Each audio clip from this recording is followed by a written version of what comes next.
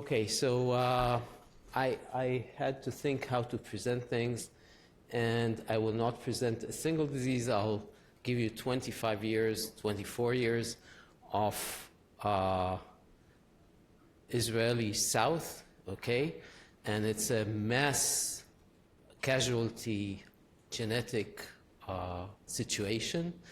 And you're a physician, and you're in research, and you're trying to do both right. And then there's the community, and I'll try to put all things together, so it'll be a bit eclectic, and a rush. But okay, so I actually moved several months ago to Sheba Medical Center, but most of my years were in the South, and these are two different generations of my clinical team.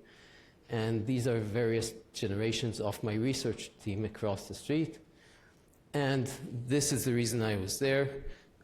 So southern Israel, 300,000 Bedouins marrying their first cousins. Until about 10, 15 years ago, it was 60% of the time. Now it's down to 40% of the time. But actually 80% marry within tribes, which is still inbred. And then there's a bottleneck. So in 1949, there were about 20,000, and then it's now 300,000. And of course, very rare diseases become common. And one thing to remember is that these Bedouins did not know there's going to be oil in Saudi Arabia. So they actually migrated from the Saudi Arabia region about somewhere between 4 to 100 years ago, depending on the tribe.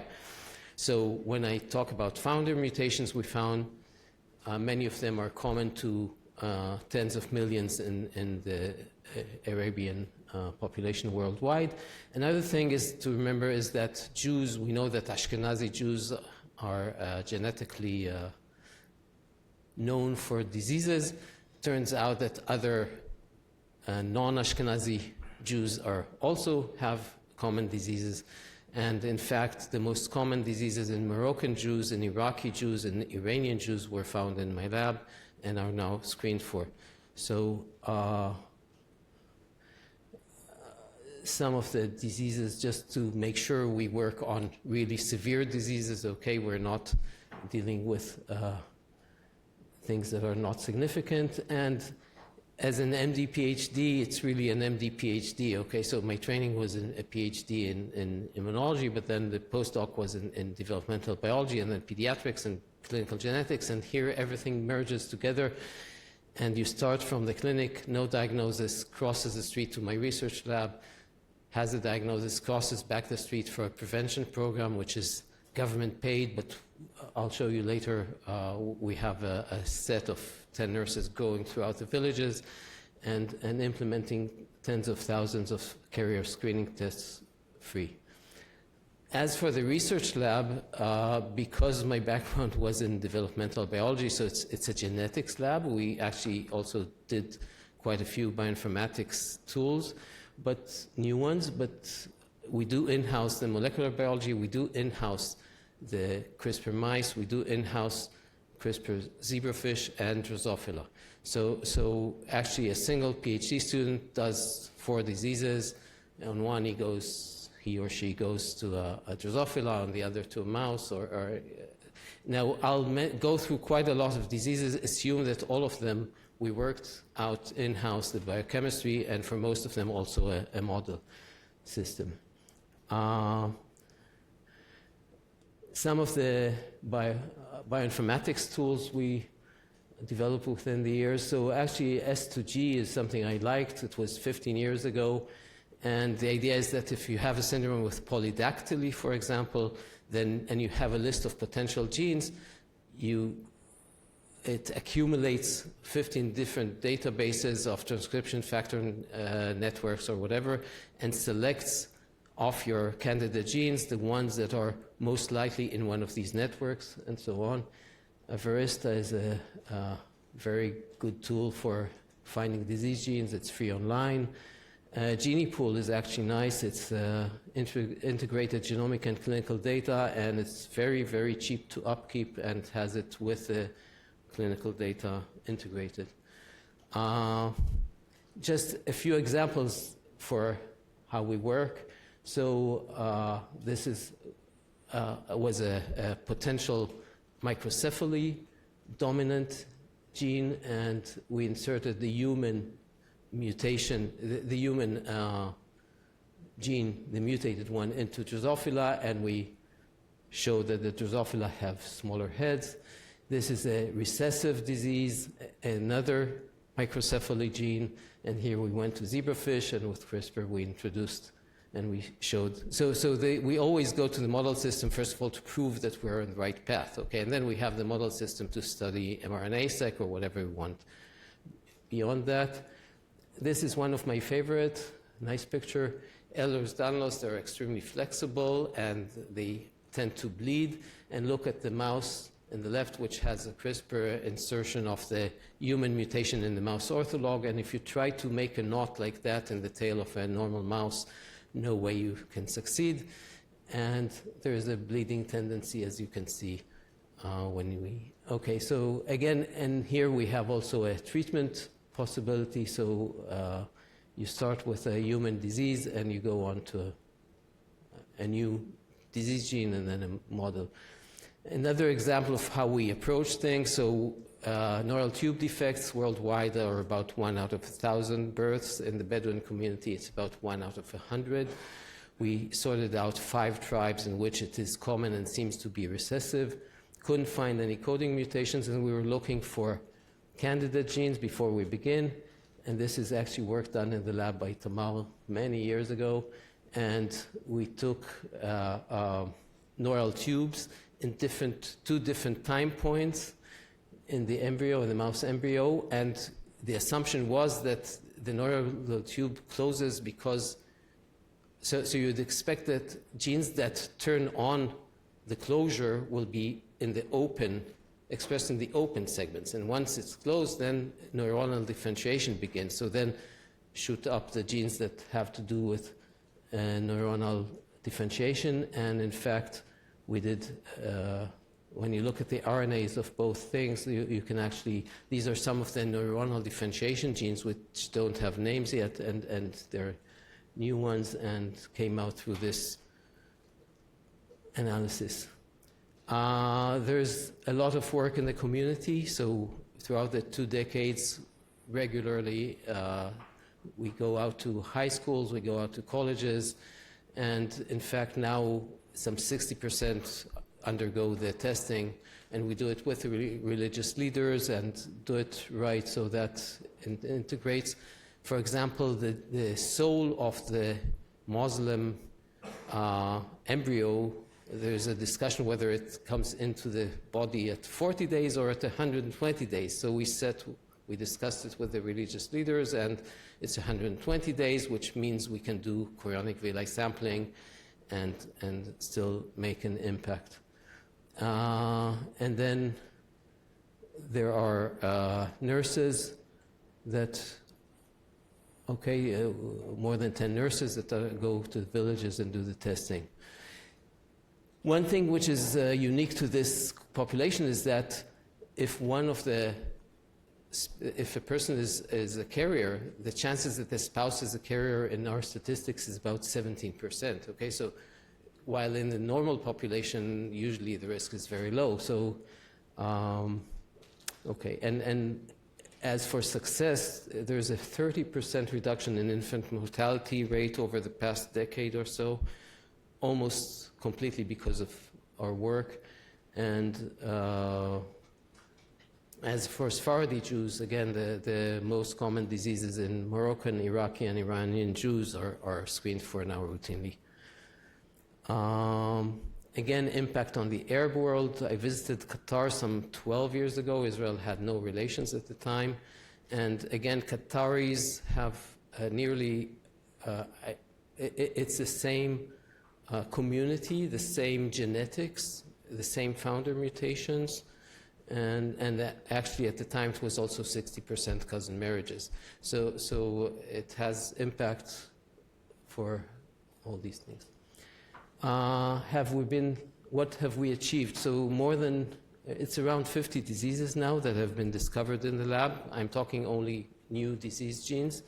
For all of them, we have the molecular mechanism. For many of them, we have also models.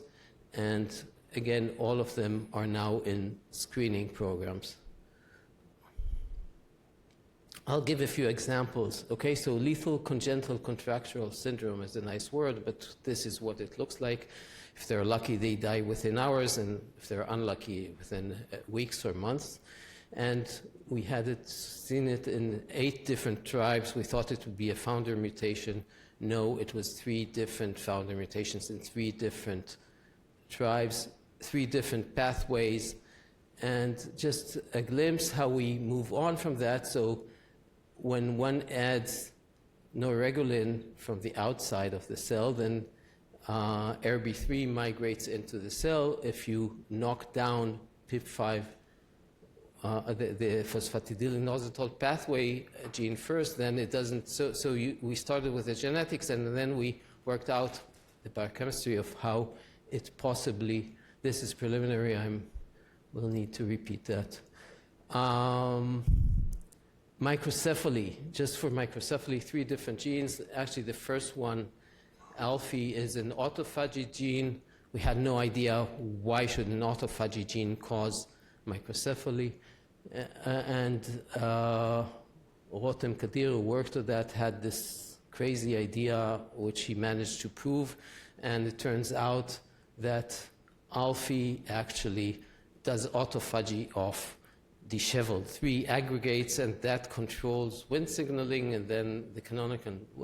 And I was really worried when we published that, but then a few years later, it was replicated with other mutations in the same region of the gene and with microcephaly. And then in another region of the gene, they showed that it did the opposite effect, and actually it caused macrocephaly, and again, the entire thing was the disheveled worked less, and so it was the opposite. It's nice. You don't get very often in genetics that things go different ways exactly, and you get different results.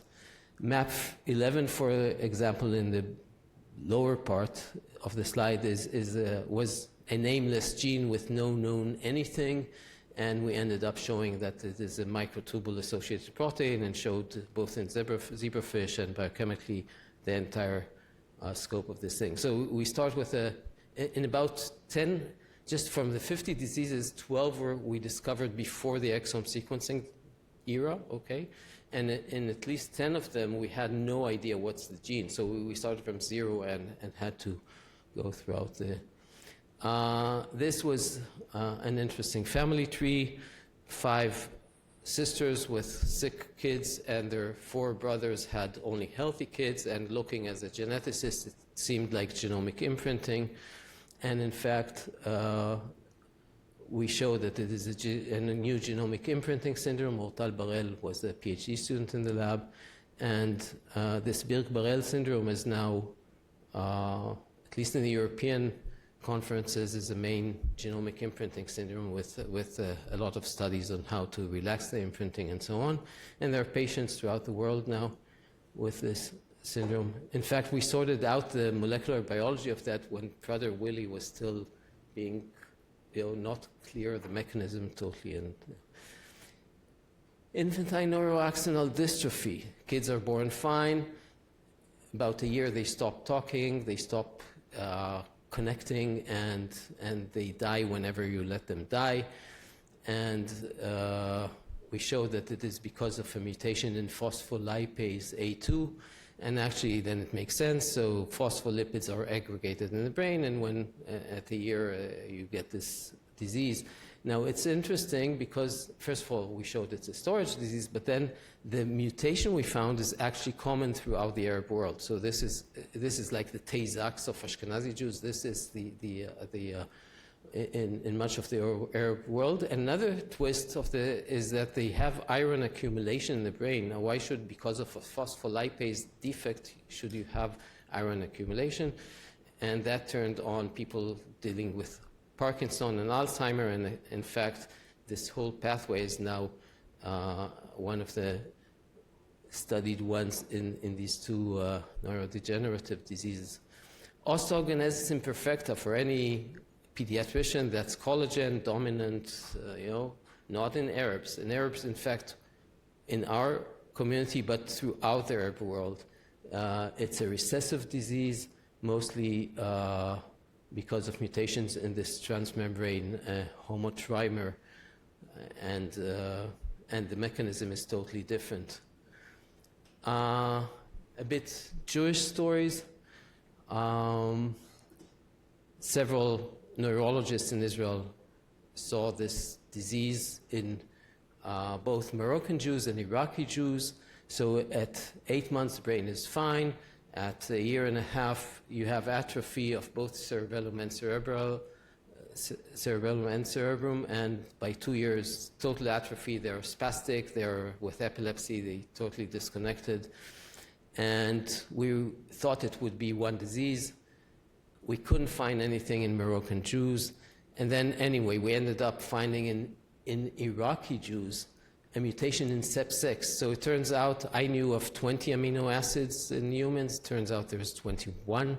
There's selenocysteine, so selenium that we get in the food actually works through being inserted into this amino acid, selenocysteine, and there are 25 proteins all expressed in the brain that need that selenocysteine, and in fact, it's encoded by a stop codon, so these 25 genes know to put their selenocysteine, not a stop codon, and in fact, you can't feed these patients with selenocysteine because selenocysteine, unlike all other amino acids, is constructed on the tRNA. It's not imported by the but in terms of prevention, it actually went in 2011 to a prevention program. It turns out that in Moroccan Jews, 1 out of 40 is a carrier of a mutation in this gene, and by chance in Iraqi Jews, 1 out of 40 is a carrier of another mutation. So Moroccan, Iraqi, or Iraqi Jews are prone to that.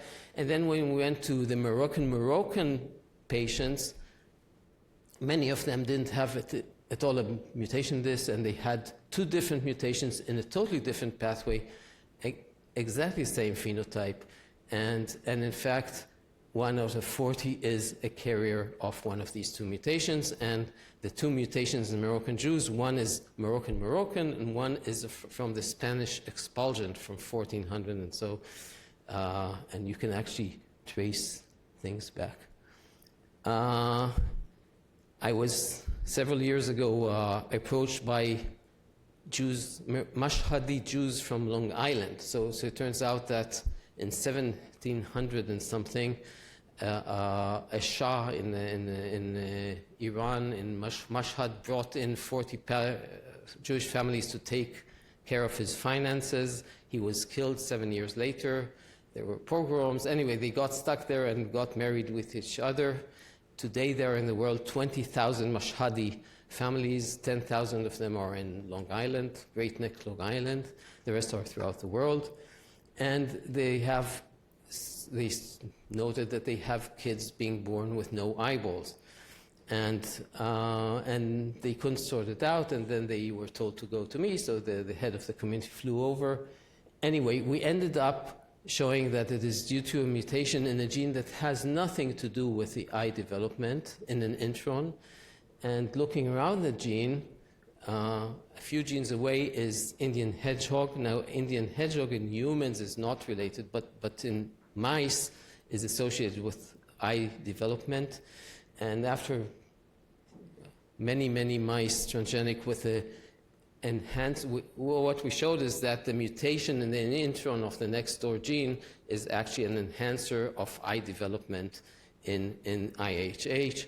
And we solved that, and now it's in routine testing. 1 out of 15 in Mashhadi Jews, and about 20 or so in Iranian Jews is a carrier of that. Indian Jews, you see the fovea up there. This in the optic nerve is actually necessary for clear sight, and when it's missing, it's foveal hypoplasia. We found a mutation in a gene, and actually a year later, it's a common thing throughout the world, foveal hypoplasia, and this gene is is the one with the mutations throughout the world, turns out later.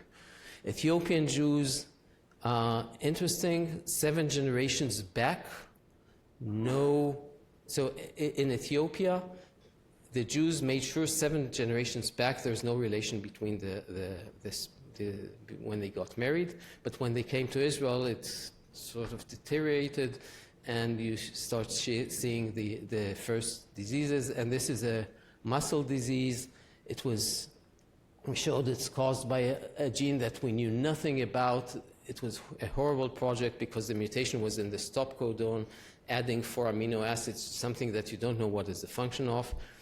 Michael Wolodarski was working on that in the lab, managed to generate, to study frogs without the mouse gene, complemented that with the human gene and fixed it, and when the human gene with the extra 4 amino acids did not.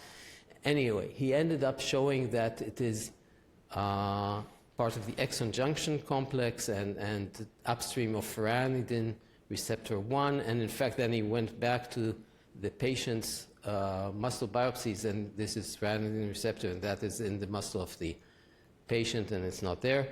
And the nice thing in this story is that this is Ethiopian Jews, but then we had patients of a Bedouin, originally from Egypt family, and he decided it might be the same thing. I told him he was crazy, but he showed that actually there was 500,000 base pairs overlapping, and it was the same disease, the same founder mutation, and actually some 600-700 years ago there were merchants going between Ethiopia and Egypt. And the two families met, and they had kids now, and they're fine. Common diseases. So I'll screen as okay. So gout, monogenic.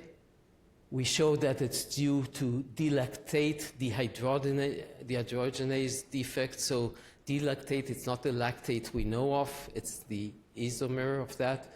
And turns out that the excess delactate is taken out in the urine, and in exchange for it, uric acid is reabsorbed, and because of that, you have gout. So, a new mechanism for gout. Atrial fibrillation.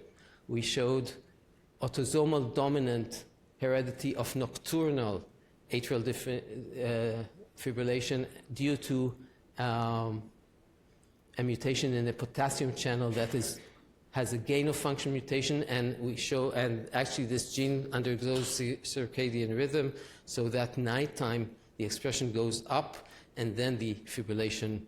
So you have gain-of-function, and then nighttime further gain-of-function, and then you get the fibrillation. ZNF 750 is a gene we discovered in relation to skin diseases, is now a major transcription factor in skin.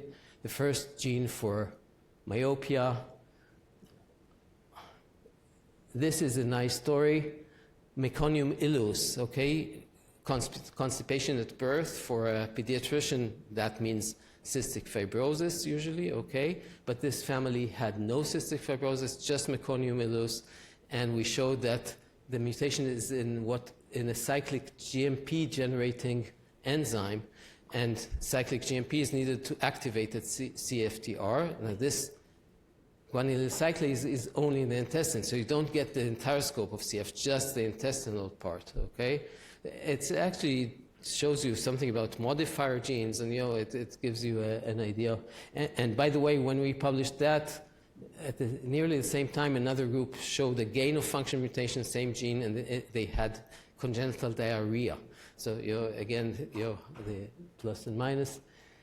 ADHD, a single family, 3 kids, hyperactive. These are 2 mice, 1 with a mutation in the mouse ortholog, 1 without. And I won't go into, we really studied, this is probably now the best mouse model for ADHD, okay? We showed everything from RNA sequencing to electrophysiology we studied this mouse, and it's based on the human. And I'll finish up with this. A Bedouin family with myopathy beginning at the age of 40. By 50, it's a limb girdle muscular dystrophy. They can't move their hands or legs, and they cannot breathe, and at 50 and something they die. And we showed that it's due to a mutation in HMG-CoA reductase, which is the target of statins, okay, in the cholesterol pathway. Now, HMG-CoA reductase generates mevalonolactone, so we decided let's give them mevalonolactone, but there's no such medication available, so the Yuval Yogev, who worked on that, worked a year, generated, purified, tested it on mice, and we didn't get an okay to give it to a patient, and then compassionate use treatment was allowed for the first patient, and this is the patient. She was full-time ventilated, couldn't move at all, and this is after 4 months of taking orally the mevalonolactone. And by now, after we published it, there are more than 200 patients worldwide that are waiting in line to get mevalonolactone for their HMG-CoA reductase defects. But besides that, these are 2 mice. The one on the right is a normal mouse. The one on the left got tons of statins, okay, and has what we call statin myopathy, which affects about 20% of people taking statins. Now, people with statin myopathy, when they stop taking statins, the myopathy is over, except for about 0.5% of 200 million, okay? And some of them, a few thousand a year, actually end up really in trouble, some in wheelchairs, and a few a year also die. And now the mouse on the right is actually not a normal mouse. It's a mouse exactly with the amount of statin. We gave massive amounts of statins to both, okay? The one on the left has statin myopathy. The one on the right got the exact amount, same amount of statins, but has mevalonolactone in its drinking water. And so this should be, well, working also for statin myopathy. So these are some of the achievements. And actually, as an MD PhD, it's nice. You know, you start with the patients, you go to your lab, and you come back with the result. Then there is a public health impact, and then you treat, and then, you know, the entire scope going around in a lifetime. And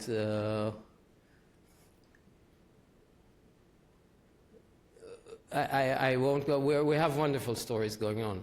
Surprising findings on structural things, cardiac defects, tracheoesophageal fistula, intestinal malrotation. We have genes for that already with mouse models, and it'll take a year or so till we publish, but it's wonderful. And then multiple sclerosis, and what's going on now in the lab is even nicer.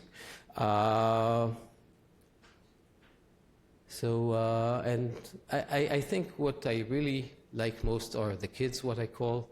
More than 40 graduates of this lab already. Some of them are already associate professors and have their biotech companies, and they're extremely bright. We have no lab technician. It's all run by the kids. And mind you, in Israel, in the south, the finances are lower than in the center. But we've done, I think, reasonably well. Okay, and thanks to Morris Kahn, the foundation.